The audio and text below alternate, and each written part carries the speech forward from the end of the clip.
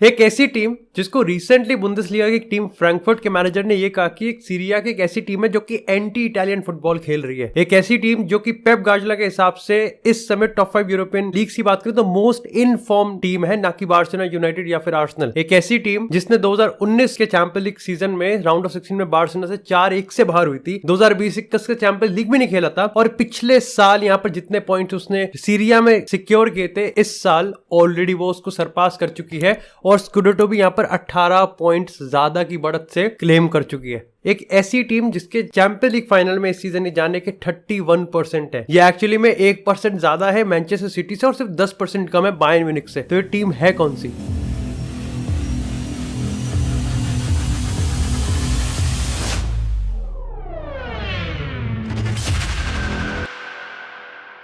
अब देखो, आज के इस एपिसोड में हम लोग एक ऐसी नेपोली टीम के बारे में बात करने वाले हैं जिसने इस सीजन ना ही सिर्फ सीरिया में बल्कि एक्चुअली में पूरे यूरोप में या फिर पूरे वर्ल्ड में हेडलाइंस क्रिएट करी हैं। अब देखो, ये कोई नई बात नहीं है जब सीरिया के फुटबॉल ऑफ कोर्स जो कि टैक्टिकली काफी ज्यादा अट्रैक्टिव है, सीरिया में कोई टीम यहाँ पर उभर के निकली हो। ऐसा कोई नया बात नहीं और ये पहली बार नहीं हुआ, लेकिन ऐसा बहुत कम बार होता है जब एक्चुअली में सीरिया से निकली कोई टीम फियर क्रिएट कर सके, वो डरा सके और एक्चुअली में स्केरी दिख सके। मैं उस टाइप के फियर की बात कर रहा हूं जो कि जिडान की रियल मैड्रिड में थी, लुइस एनरिके की यहाँ पर एमएसएन के साथ बार्सा थी, 2013 की बायर्न म्यूनिख थी या फिर जर्गन क्लॉप की डॉर्टमुंड भी, एक टाइम पे लिवरपूल भी।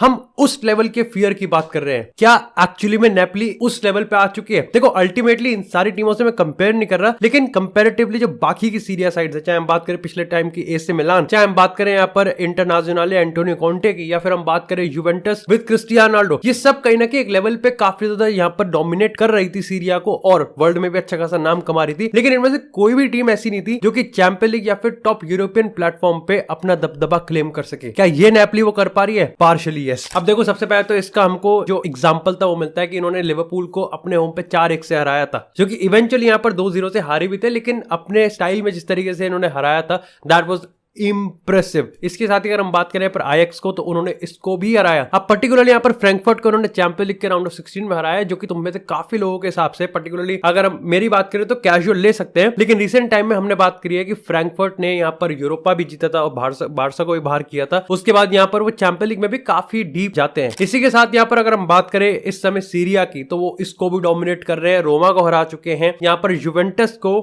5-1 से उन्होंने तोड़ा था। और ये वो यूवेंटस थी मैसिमिलियानो एलेग्री की जो कि इस मैच में 8 गेम जीत के उतरी थी। लेवल देख पा रहे हो? तो can you understand the hype regarding this team? तो क्या ये टीम एक तुक्का है?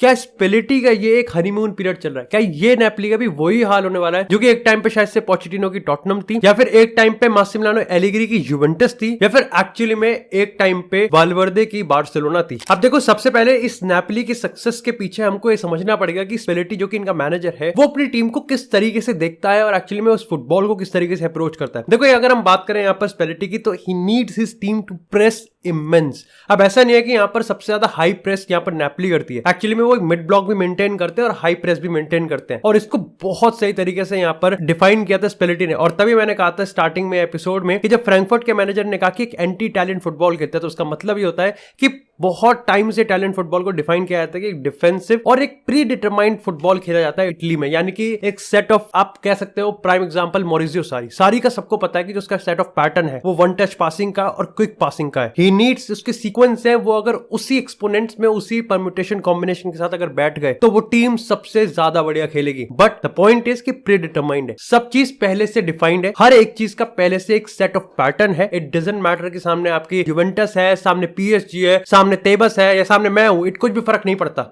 यहाँ पर स्पेलिटी इस चीज को पूरी तरीके से इग्नोर करता है। स्पेलिटी इस चीज को बहुत ब्यूटीफुली एक्सप्लेन करता है कि मैं अपनी टीम को फेजेस में खिलाता हूं, मैं अपनी टीम को सिचुएशन के हिसाब से खिलाता हूं, मेरे को इससे फर्क नहीं पड़ता कि मेरे सेट ऑफ पैटर्न्स और सीक्वेंस कितने ज्यादा है, of course except the fundamentals, लेकिन इस चीज से ज्यादा फर्क पड़ता है कि सामने वाला ऑपोजिशन क्या करने की कोशिश कर रहा है, कहां वो स्पेसेस छोड़ रहा है और हम उस चीज को कैसे एक्सप्लॉइट कर सकते हैं। That is the biggest point जो कि इस नेपोली में स्पेलिटी डालता है। इस नेपोली में जो मैंने दो चीज सबसे ज्यादा देखी है वो है कंसिस्टेंसी और डिजायर। ये वही टीम है जो कि एक्चुअली में चैंपियंस लीग से आती थी, बाहर जाती थी, आती थी, बाहर जाती थी, लेकिन इस सीजन हमने स्पेलिटी के अंडर एक चीज देखी है कि consistency with the core group बहुत ज्यादा है। देखो जिस तरीके से स्पेलेटी चाहता है कि यहाँ पर मेरी जो टीम है नेपली वो जिस तरीके से प्रेस करे उसके लिए रोटेट करना बहुत जरूरी है। और तभी यहाँ पर अगर हम बात करें रास्पाडोरी की, तभी हम बात करें बाकी के इनके सब्स्टिट्यूट्स की, तो जब भी उनको बुलाया जाता है दे कंट्रीब्यूट वेरी गुड। लेकिन अपार्ट फ्रॉम सब्स्टिट्यूट्स की हम बात करें जो कि काफी ज्यादा फंक्शनल है और काफी ज्यादा प्रोडक्टिव भी है, इसका जो कोर ग्रुप है नेपली का वो भी काफी ज्यादा इंपॉर्टेंट है। चाहे हम बात करें किम मिन-जे की, एनगीसा की, लोबोत्का की बात करें, ज़ेलेंस्की की बात करें, खुइचा की बात करें, विक्टर ओसिमन की बात करें, फिर पोलिटानो की बात करें। ऑफ कोर्स देखो खुइचा की और अगर ओसिमन की बात करें तो उस पर जितनी तारीफ की जाए उतनी कम है, लेकिन मैंने जिस तरीके से पोलिटानो की कुछ परफॉर्मेंस देखे हैं, कुछ सेट ऑफ असिस्ट देखे हैं जो कि विक्टर ओसिमन को सबसे अलग करते हैं और उसको इस समय सीरिया में उसके गोल रिकॉर्ड्स को ऊपर ले जा रहे हैं, दैट इज एब्सोल्युटली अमेजिंग। लेकिन पता है एक चीज मेरे को ये भी लगती है कि ये जो प्रेसिंग सिस्टम है, ये जो कोर ग्रुप के साथ स्टिक रहना है, ये भी कहीं ना कहीं स्पेलिटी के लिए बहुत ज्यादा बेनिफिशियल रहा है, क्योंकि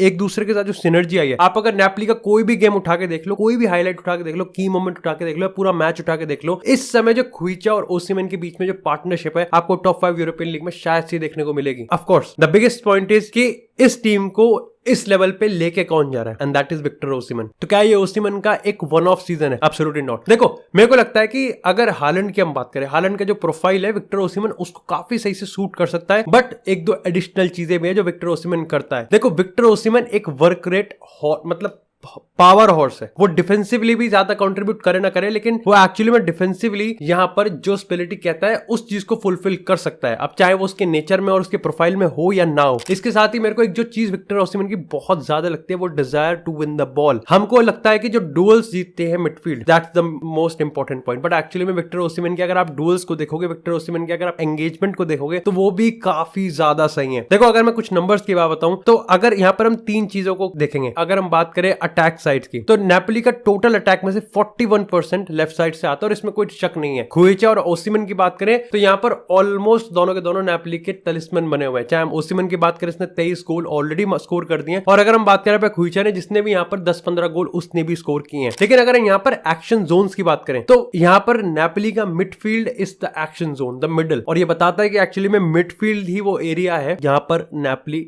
गेम को जीतती है। चाहे हम बात करें ज़ेलेंस्की, एनगीसा की बात करें, लोबोत्का की बात करें, ये तीन एक ऐसे मिडफील्डर्स हैं जो बिल्कुल भी हिलाए नहीं जा सकते। देखो द पॉइंट इज कि इस मैनेजर का ये मानना है कि अगर हम लो ब्लॉक में, अगर हम हाई प्रेस कर रहे हैं, हर एक चीज का जो की है ना वो मिडफील्ड है। वर्टिकल खेलना है, मिडफील्ड इज देयर। अगर हमको प्रेस करना है, midfield is there. Press resistant बनना है, मिडफील्ड इज देयर। टेक्निकलिटी की जरूरत है, मिडफील्ड इज देयर। और हमको एक्चुअली में यहाँ पर अपने आप को लो ब्लॉक में बिठा के कॉम्पैक्ट रहना है, मिडफील्ड इज देयर। देखो एक चीज मेरे को स्पेलिटी की, नेपली की बहुत ज्यादा अच्छी लगती है कि यहाँ पर फेजेस में खेलते हैं, अपनी हार भी एडजस्ट कर भी सकते हैं, हार भी मान लेते हैं कि हाँ हम सामने वाली टीम को शायद से इस सेट ऑफ टैक्टिक्स में नहीं हरा सकते, they just sit back and stay compact. जो टीम का वर्क रेट है डिफेंस में वो भी काफी ज्यादा सही है। So what's next actually for Nepali? क्या नेपली सही में यहाँ पर उखाड़ सकती है इन टर्म्स? अगर हम बात करें ट्रेंडी लैंग्वेज, देखो मेरे को ऐसा लगता है कि ये नेपली ने ऑलरेडी वो अचीव कर लिया जो कि शायद से पिछले कुछ सीरिया की साइड जो कि काफी ज्यादा डोमिनेट दिख रही थी या फिर प्रोस्पेक्ट थी, वो अचीव नहीं कर सकती, कि यूरोपियन प्लेटफॉर्म पे आके वो फियर क्रिएट करना। अब अल्टीमेटली यहाँ पर नेपली जब शायद से बायर्न म्यूनिख, मैनचेस्टर सिटी या फिर रियल मैड्रिड से भिड़ेगी, तब जाके पता चलेगा क्या दे एक्चुअली सरपासेस जो कि पिछले वो नहीं कर पाए। और दूसरा जो मेरा पर्टिकुलरली पर्सनल ओपिनियन है वो ये है कि नेपली को अगर अपने यूरोपियन प्लेटफॉर्म या फिर सीरिया को डोमिनेट करना है, then they need to hold these players of course, which is very very tough. लेकिन खुइचा की बात करें, ओसिमन की बात करें, किम मिन-जे की बात करें, लोबोत्का की बात करें, एंगुइसा की बात करें या फिर हम ज़ेलेंस्की की बात करें, उनको होल्ड करना पड़ेगा। एंड ऑफ कोर्स यहीं पर नेपली के प्रेसिडेंट की बात करें, लाइक ही इज